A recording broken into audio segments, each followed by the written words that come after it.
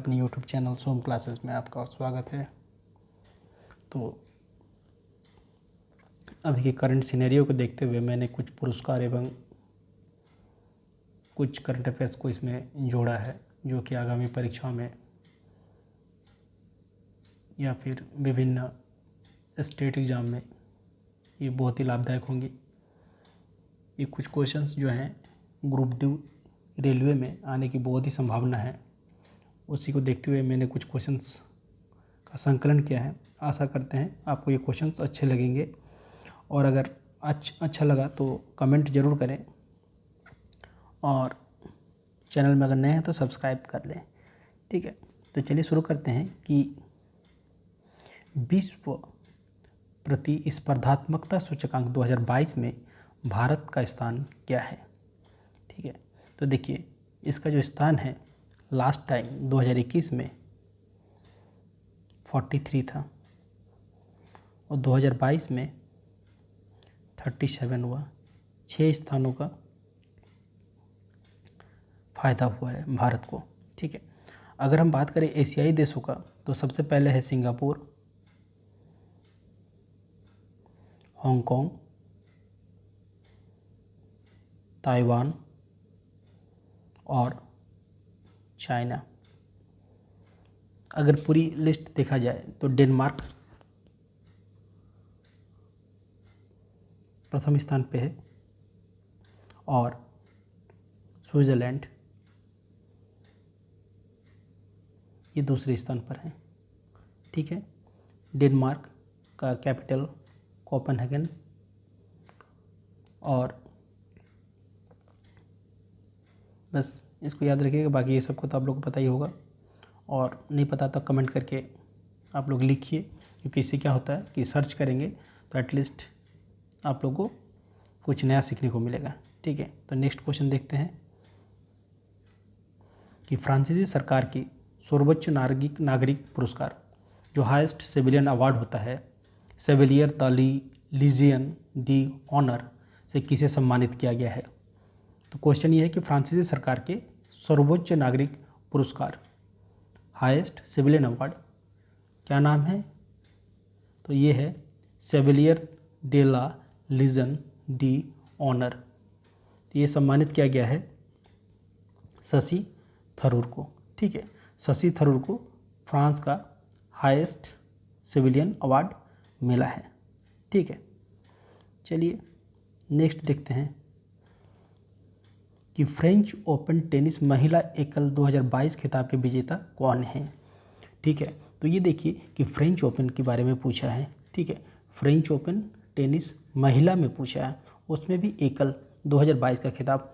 तो देखिए ये जो है ईगा स्वियाटेक, ये जो है ईगा स्वियाटेक जो है, इन्होंने ये जीता है फ्रेंच ओपन।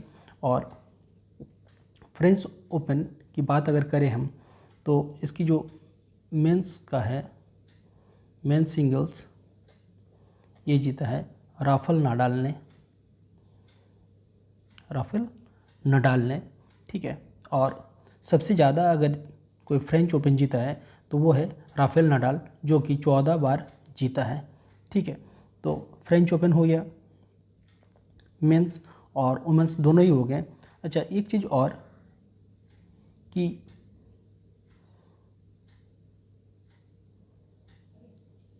ये जो गेम होता है फ्रेंच ओपन ग्रास कोर्ट में खेला जाता है।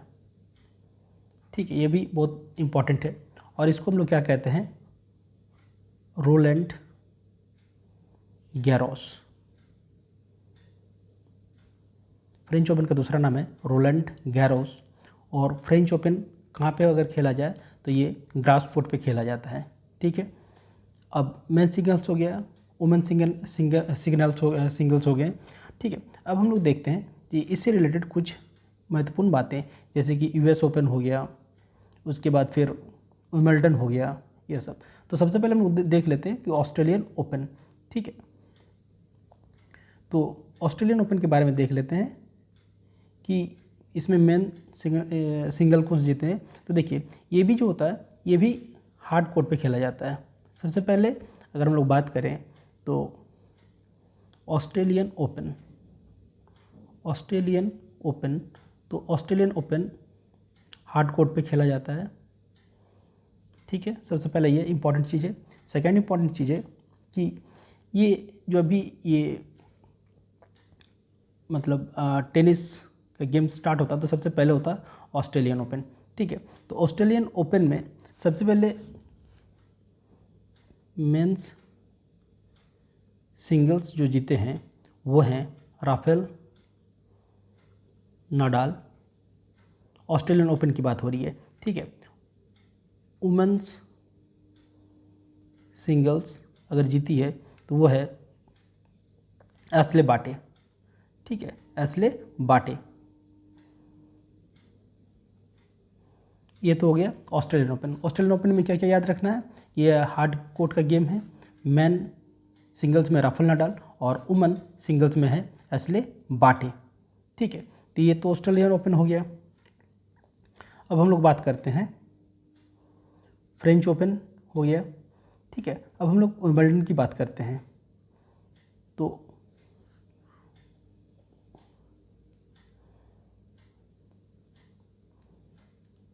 विंबलडन की बात करें तो 2022 विंबलडन, ठीक है। तो इसमें जो है ये सबसे पहले ग्रैंड स्लैम जो है ये किस पे खेला जाता है, तो ये ग्रास कोर्ट पे खेला जाता है, ग्रास कोर्ट में खेला जाता है, ठीक है। सेकेंड चीज़ कि इसका जो मेंस सिंगल्स जो जीता था वो थे नोवाक जोकोविच। तो ये तो मैन सिंगल्स हो गए। अब वुमेन सिंगल्स जो जीते हैं वो हैं एलिना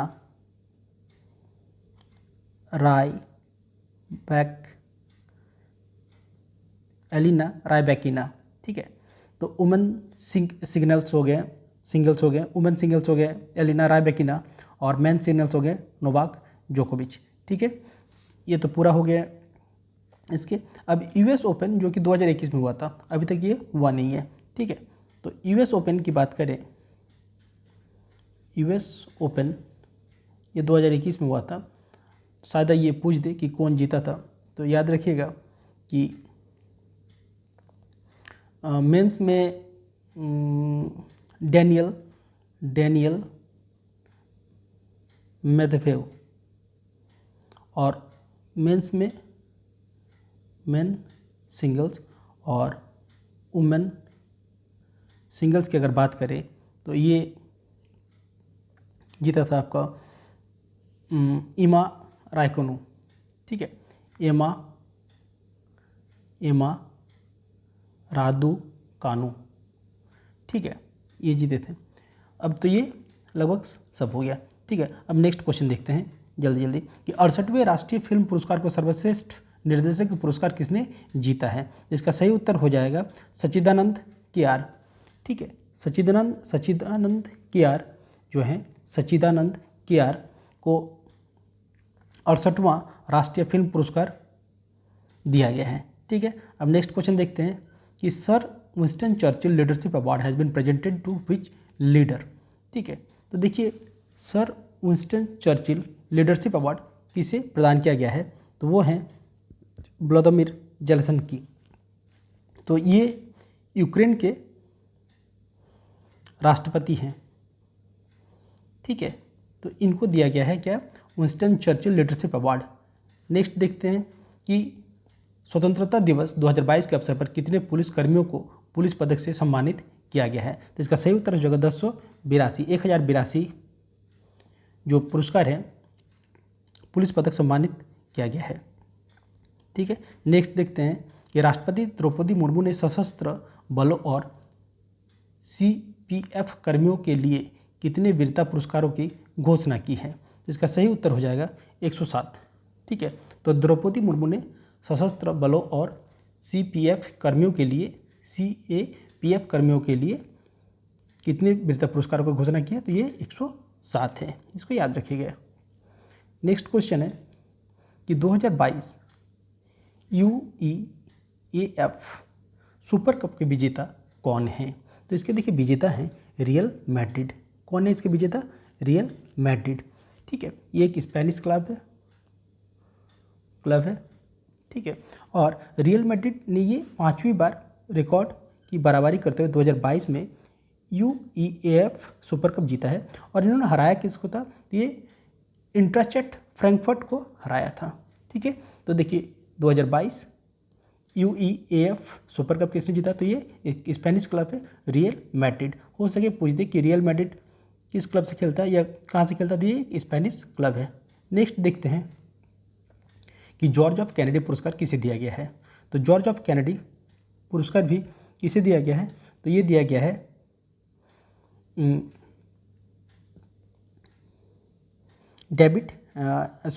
व्लादिमीर जेलेंस्की को।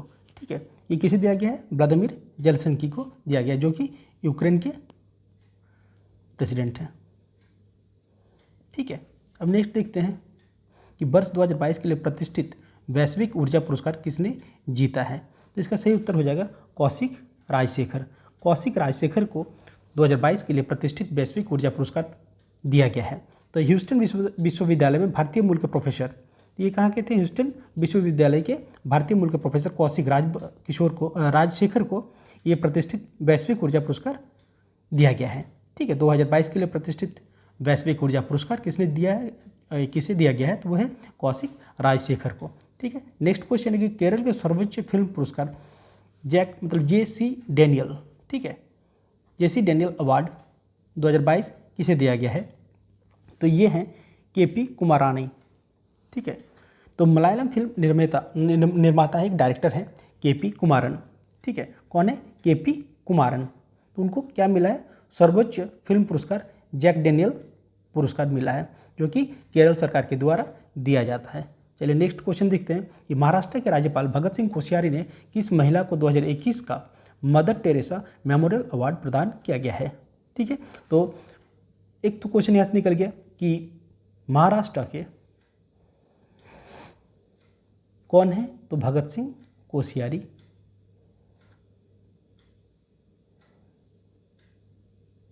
वहाँ के ये राज्यपाल हैं। और इनको दिया गया है? तो ये दिया गया है दिया मिर्जा को। ठीक है, तो दिया मिर्जा को दिया गया। दिया मिर्जा कौन है फिर? तो दिया मिर्जा तो एक तो एक्ट्रेस है, और साथ में ये क्या है? संयुक्त राष्ट्र सद्भावना राजदूत हैं। ठीक है, यूनाइटेड नेशन के एम्बेसडर हैं। ठीक है, और UN champion of the earth पुरस्कार विजेता, एक UN champion of the earth पुरस्कार विजेता है अफरोज शाह। ये दोनों को मिला है। ठीक है, तो मदर टेरेसा मेमोरियल अवार्ड किसी के दिया गया है? तो पहला तो हो गया दिया मिर्जा, और सेकंड हो गया अफरोज शाह। ठीक है, दिया मिर्जा कौन है? तो ये हैं यूनाइटेड नेशन के सद्भावना राजदूत, और अफरोज शाह जो हैं ये हैं यूनाइटेड नेशन के चैंपियन ऑफ द अर्थ के विजेता हैं। ठीक है, तो ये दोनों को क्या दिया गया है? मदर टेरेसा मेमोरियल अवार्ड पुरस्कार दिया गया है। ठीक है, अब नेक्स्ट देखते हैं कि वजेंद्र कुमार सिंघल, जिनका हाल ही में निधन हो गया, उनको क्या कहा जाता है? हरित क्रांति के पिता, भारत में इंटरनेट के पिता, ठीक है, सफ़ेद क्रांति के पिता, या भारत में सार्वजनिक उपक्रमों के पिता। तो देखिए इसका सही उत्तर हो जाएगा भारत में इंटरनेट के पिता। भारत में इंटरनेट के पिता कौन है? तो वजेंद्र कुमार सिंघल।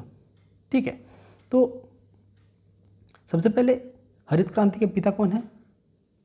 तो भारत में अगर बात करें तो ये है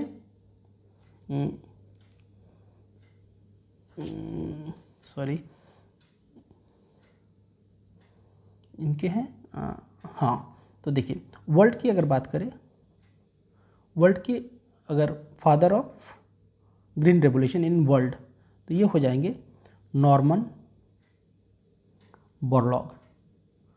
ठीक है, और अगर हम इंडिया की बात करें तो वो हैं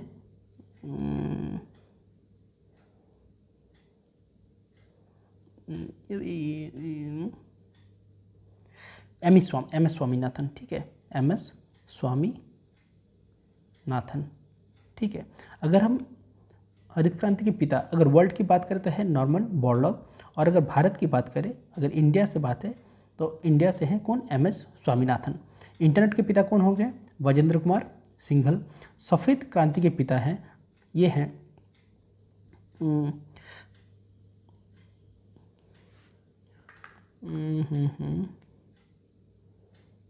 वर्गीज कुरियन, ठीक है, वर्गीज कुरियन, ठीक है, कुरियन, वर्गीज कुरियन।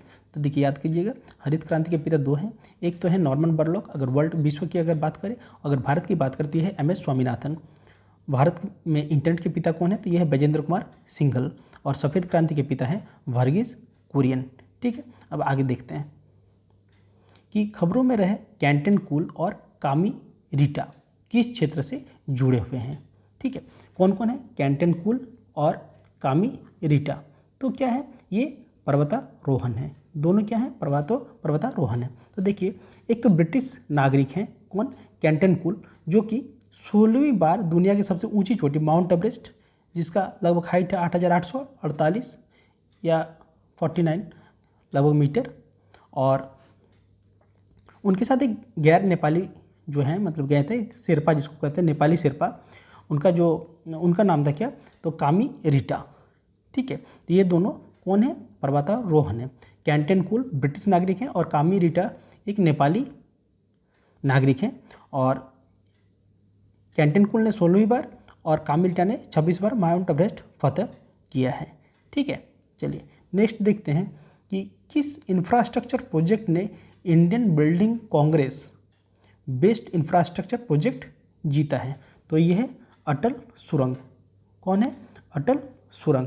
तो अटल सुरंग को क्या मिला है, Indian building Congress best infrastructure project, ठीक है, ये जीता है। आप लोग अटल सुरंग के बारे में कमेंट करके बताएं कि इस सुरंग कहाँ पे है और किस पास के ऊपर ये बना हुआ है, या फिर कहाँ पे ये बना हुआ है, ठीक है, और ये किसको जोड़ता है, ठीक है।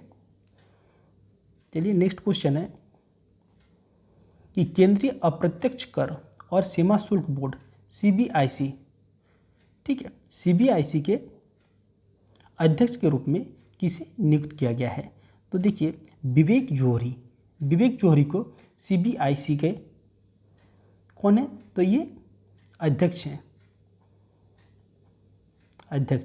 विवेक जोहरी को सीबीआईसी के नए अध्यक्ष के रूप में इसे चुना गया है। नेक्स्ट क्वेश्चन है कि 2022 के प्रायोजकर, या इनको ऐसे लिखते हैं प्रायोजकर पुरस्कार इसको कहते हैं, या फिर प्रित्जकर पुरस्कार के विजेता कौन है, ठीक है। तो इसके सही आंसर है डायबेडो फ्रांसिस कैरे को प्रित्जकर पुरस्कार से सम्मानित किया गया है, ठीक है।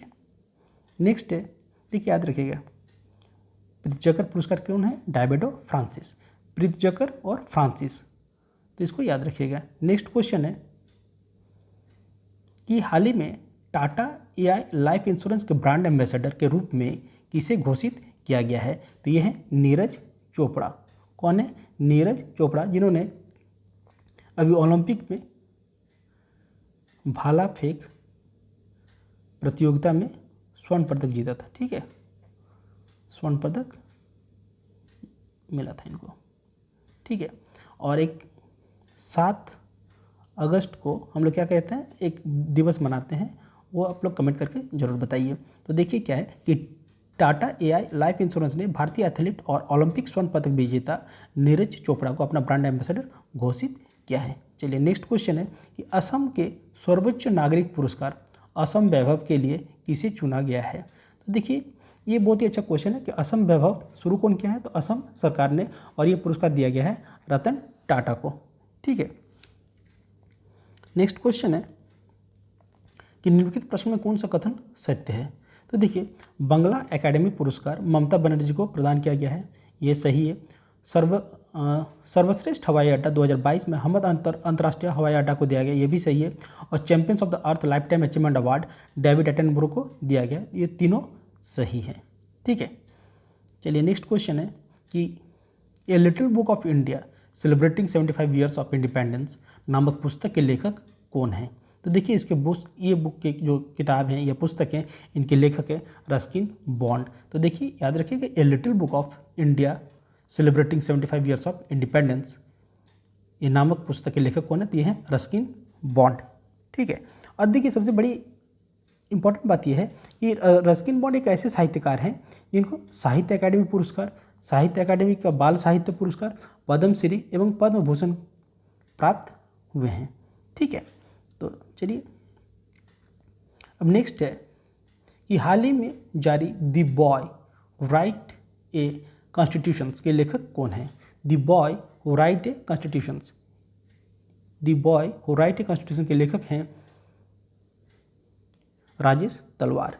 ठीक है, राजेश तलवार जो हैं ये इन पुस्तक के लेखक हैं, the boy who right A constitutions. ठीक है, और ये 131वीं जो जयंती थी अभी हमारे बाबा साहेब अम्बेडकर के, तो उनके बचपन की यादों पर आधारित बाल नाटक का विमोचन किया गया है। चलिए नेक्स्ट क्वेश्चन है कि 2022 में इंटेलिजेंस ब्यूरो के नए प्रमुख के रूप में किसे नियुक्त किया गया है? IB intelligence bureau. ठीक है, तो देखिए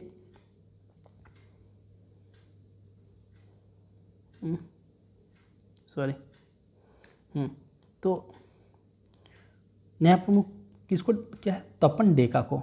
ठीक है, तो तपन डेका को आईबी के नए प्रमुख के रूप में नियुक्त किया गया है।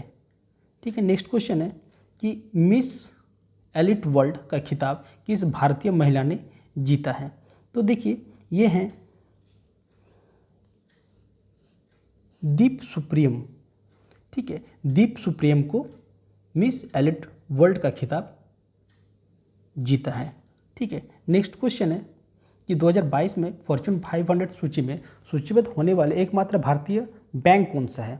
भारतीय बैंक की अगर बात करें तो देखिए एसबीआई जो है, स्टेट बैंक ऑफ इंडिया, ये एकमात्र बैंक है जो कि फॉर्च्यून 500 सूची में सूचीबद्ध हैं। ठीक है, ऐसे लाइफ इंश्योरेंस कॉरपोरेशन की जो बात करें एलआईसी, ये जो है इनका जो रैंक है वो 98वें स्थान पर है। ठीक है, और इसमें टोटल 9 कंपनी सूचीबद्ध है। ठीक है, नेक्स्ट है कि हाल ही में गूगल डूडल में दिखाई देने वाले अन्ना मनी किस क्षेत्र से संबंधित है? ठीक है, तो अन्ना मनी एक कौन थे? मौसम वैज्ञानिक थे और ये मौसम विज्ञान से संबंधित हैं। ठीक है, और गूगल ने उन्हें समर्पित के लिए एक खास डूडल जारी किया था उनके 104 जयंती पर। ठीक है, नेक्स्ट है कि सुरेश एन पटेल को हाल ही में किस संस्थान के प्रमुख के रूप में नियुक्त किया गया है? तो देखिए सीवीसी, चीफ विजिलेंस कमीशन। ठीक है, तो केंद्रीय सतर्कता आयोग। ठीक है, सीवीसी इन्हीं को कहते हैं केंद्रीय सतर्कता आयोग या चीफ विजिलेंस कमीशन। ठीक है, तो इनको नियुक्त किया गया है, सुरेश एन पटेल को इनके प्रमुख नियुक्त किए गए हैं। नेक्स्ट है कि वार्षिक बालटॉप्स। ठीक है, बालटॉप्स एक नौसैनिक अभ्यास है और ये कौन सा संघ आयोजित करता है? तो इसको आयोजित करने वाला होता है नाटो। नाटो का मतलब होता है नॉर्थ अटलांटिक ट्रीटी ऑर्गेनाइजेशंस। ठीक है, इसमें लगभग 16 देश ने इसमें भाग लिया था। ठीक है, और ये कहाँ पे हुआ था? तो अगर ये हुआ कहाँ था तो ये बाल्टिक सागर पे हुआ था और इसमें संयुक्त राज्य अमेरिका यूएसए के नेतृत्व वाले नौसैनिक अभ्यास का शुभारंभ किया था। ठीक है, तो बाल्टॉप्स कहाँ पे हुआ था? ये तो हुआ था ये बाल्टिक सागर पे हुआ था और इसमें कौन सा संघ इसको आयोजित किया था? इसको नाटो ने इसको शुरू किया था। ठीक है, और नाटो का फुल फॉर्म क्या है? North Atlantic treaty organisations. ठीक है, चलिए नेक्स्ट देखते हैं कि किस भारतीय राज्य केंद्र शासित प्रदेश ने ब्लू ड्यूक को राज्य तितली घोषित किया है? तो एक तितली है जिसका नाम है ब्लू ड्यूक। ठीक है, तो ब्लू ड्यूक ये सिक्किम जो है इसको राज्य तितली घोषित किया है। तो देखिए सिक्किम के जो सीएम हैं वो हैं प्रेम सींग, तमांग।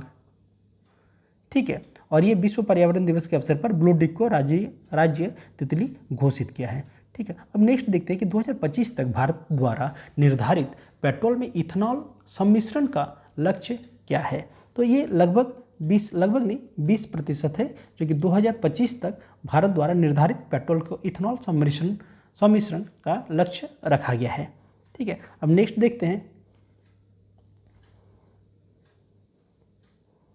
चलिए यहीं पे खत्म हो जाता है। ये लगभग 25 से 30 क्वेश्चन थे। आशा करते हैं कि ये वीडियो आप लोगों को अच्छा लगा होगा। अगर वीडियो अच्छा लगा होगा तो वीडियो को लाइक करें, शेयर करें, और चैनल में नए हैं तो सब्सक्राइब करें और कमेंट करें कि और इसमें हम क्या ऐड करें कि आप लोगों को अच्छा लगे। Thank you.